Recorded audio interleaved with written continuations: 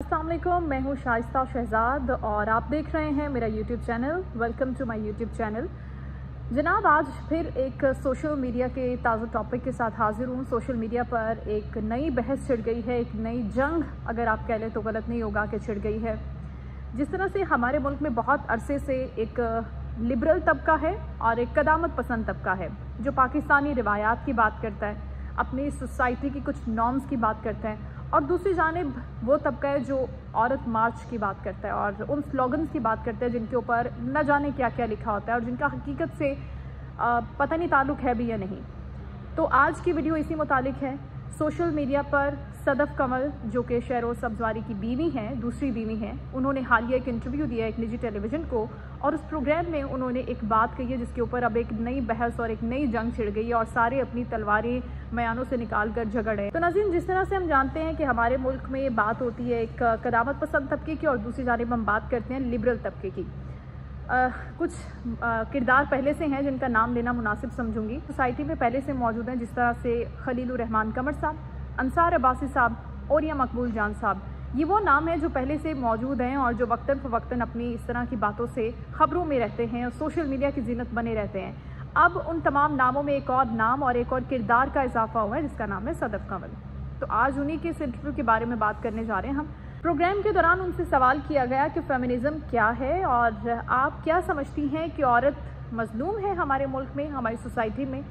ये बेसिक सवाल सदफ कमल से किया गया था, खातून एंकर की जानिब से, जिसका जवाब उन्होंने दिया कि औरत बिल्कुल मजलूम नहीं है, औरत बिल्कुल बेचारी नहीं है और औरत बहुत मजबूत है। उन्होंने कहा कि मैं ख़ुद को बहुत मजबूत समझती हूँ। और एंकर के बारे में भी उन्होंने कहा कि क्या आप ख़ुद को मजबूत नहीं समझती। यहाँ पर थोड़ा सा मैं अपनी राय देना चाहूँगी, उसके बाद हम आगे बढ़ेंगे कि उन्होंने आगे इंटरव्यू में जाकर क्या कहा।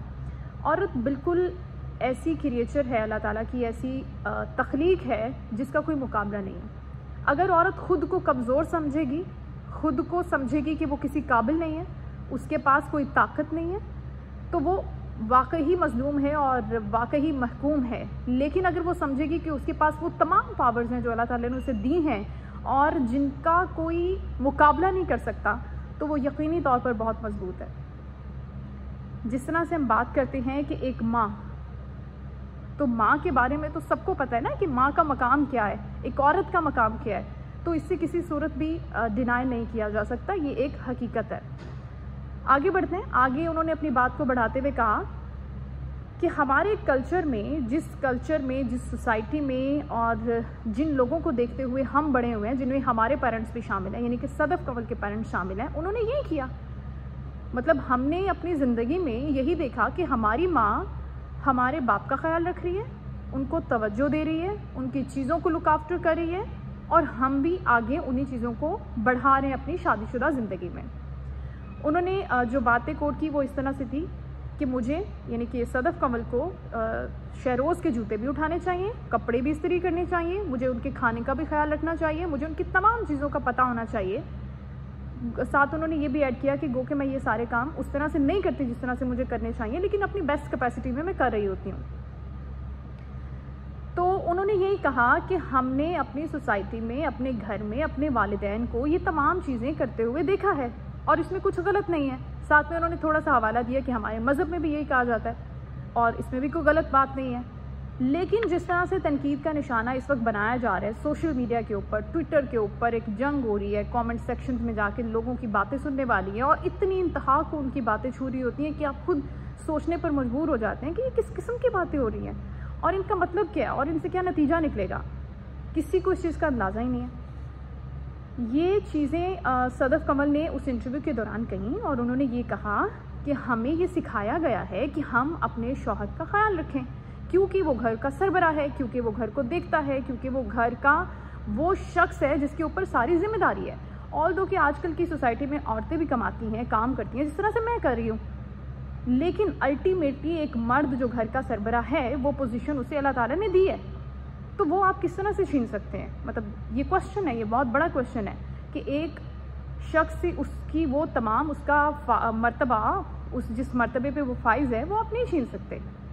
ये बात तो एक हकीकत है और यही सारी बातें सदफ कमल ने उस इंटरव्यू में कही, जिनमें मुझे तो कुछ गलत नज़र नहीं आता। उसने बहुत अच्छे तरीके से अपने पॉइंट्स को एक्सप्लेन भी किया कि अगर हम बात करना शुरू हो जाएंगे फेमिनिज़म के बारे में और उन ख़वातीन के बारे में जो प्लेकार्ड्स लेकर निकली हुई हैं, बेढंगे अंदाज में उनकी बातें लिखी हुई हैं, वहाँ पर गंदे स्लोगन्स लिखे हुए हैं जिनका ख़वातीन के और औरतों के बुनियादी हुकूक से कोई ताल्लुक ही नहीं है, तो उस तरफ मैं जाना नहीं चाहूँगी क्योंकि वो बिल्कुल एक अलग टॉपिक है, बिल्कुल एक अलग बहस है।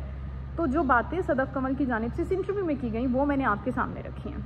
लेकिन लिबरल्स जो कि इस चीज़ को बिल्कुल भी एक्सेप्ट करने को तैयार नहीं है और उनका ख्याल है कि फैमिली सिस्टम तो होना नहीं चाहिए, और फैमिली सिस्टम अगर है भी तो इक्वालिटी है। तो इस चीज़ को भी सदफ़ ने अपने प्रोग्राम में बहुत अच्छे से बताया और शहरोज़ ने भी उस चीज़ में ऐड किया कि बिल्कुल इक्वालिटी है। इक्वालिटी इस तरह से है कि हम एक दूसरे को अंडरस्टैंड करें, इक्वली अंडरस्टैंड करें। अगर मैं सदफ़ की चीज़ों को समझता हूँ तो सदफ़ भी मेरी चीज़ों को उतना ही समझती है या थोड़ा ज़्यादा समझती है, लेकिन हमें कंट्रीब्यूट करना पड़ता है।